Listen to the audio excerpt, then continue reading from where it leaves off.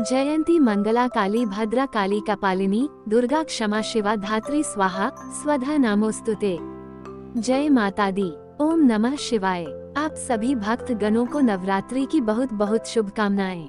प्रिय भक्त गणों, आज चैत माह के शुक्ल पक्ष की प्रतिपदा तिथि से नवरात्रि आरंभ हो रही है। आज का दिन मां शैलपुत्री को समर्पित है, जो सभी मनोकामना को पूर्ण करने तथा घर में सुख शांति बनाए रखने वाली है।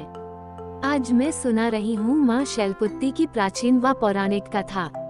आप सभी भक्तगण पूर्ण श्रद्धा भाव व प्रसन्नचित मन से इस कथा का श्रवण करिए। मां का स्वरूप, मां का ये स्वरूप बेहद ही शुभ माना जाता है। इनके एक हाथ में त्रिशूल और दूसरे हाथ में कमल है और ये देवी वृषभ पर विराजमान है, जो संपूर्ण हिमालय पर राज करती हैं। देवी भागवत पुराण के अनुसार मां शैलपुत्री अपने पूर्व जन्म में प्रजापति दक्ष के घर की कन्या के रूप में उत्पन्न हुई। तब इनका नाम सती था और इनका विवाह भगवान शंकर जी से हुआ था। एक बार प्रजापति दक्ष ने विशाल यज्ञ का आयोजन करवाया। यज्ञ किया जिसमें उन्होंने सारे देवताओं को अपना अपना यज्ञ भाग प्राप्त करने के लिए निमंत्रित किया, किंतु दक्ष ने शंकर जी को इस यज्ञ में निमंत्रित नहीं किया। सती ने जब सुना कि उनके पिता एक अत्यंत विशाल यज्ञ का अनुष्ठान कर रहे हैं, तो वहां जाने के लिए उनका मन व्याकुल हो उठा। अपनी यह इच्छा उन्होंने शंकर जी को बताई। सारी बातों पर विचार करने के बाद उन्होंने कहा, प्रजापति दक्ष किसी कारणवश हमसे रुष्ट हैं।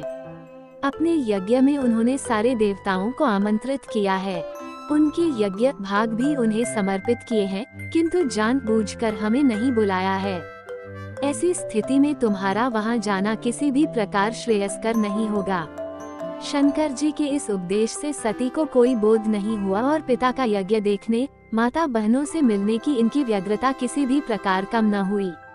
उनका प्रबल आग्रह देखकर अंततः शंकर जी ने उन्हें वहां जाने की अनुमति दे ही दी।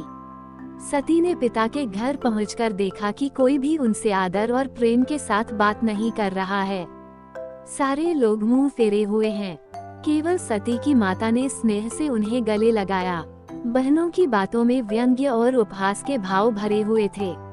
परिजनों के इस व्यवहार से सती के मन को बहुत क्लेश पहुंचा। सती ने जब देखा कि वहां चतुर्दिक भगवान शंकर जी के प्रति तिरस्कार का भाव भरा हुआ है और दक्ष ने भी उनके प्रति कुछ अपमानजनक वचन कहे, ये सब देखकर सती का हृदय क्षोभ, ग्लानि और क्रोध से संतप्त हो उठा और उन्होंने सोचा, भगवान शंकर जी की बात ना मान, यहाँ आकर मैंने बहुत बड़ी भूल की है। सती अपने पति भगवान शंकर जी का अपमान न सह सकी और उन्होंने उस रूप को तत्क्षण वहीं योगाग्नि द्वारा भस्म कर दिया।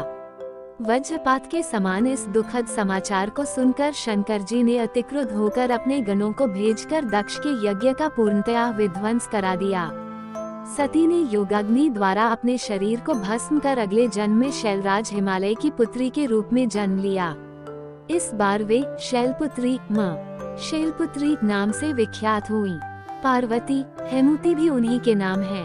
उपनिषद की कथा के अनुसार इन्हीं ने हेमूति स्वरूप से देवताओं का गर्व भंजन किया था। शैलपुत्री मां शैलपुत्री देवी का विवाह भी शंकर जी से ही हुआ। पूर्वजन्म की ही भांति वे इस बार भी शिव जी की ही अर्धांगिनी बनी। नवदुर्गाओं में प्रथम शैलपुत्री मां शैलपुत्री दुर्गा का महत्व और शक्तियां अनंत हैं। मां शैलपुत्री का मंत्र वंदे वांछित लाभाया चंद्रार्धकृत शेखराम वृषारूढ़ा शूलधरा शैलपुत्री यशस्विनी, अर्थात मैं मनोवांछित लाभ के लिए अपने मस्तक पर अर्धचंद्र धारण करने वाली, वृष पर सवार रहने वाली, शूलधारिणी और यशस्विनी मां शैलपुत्री की वंदना करता हूँ। मंत्र या देवी सर्वभूतेषु मां शैलपुत्री रूपेण संस्थिता।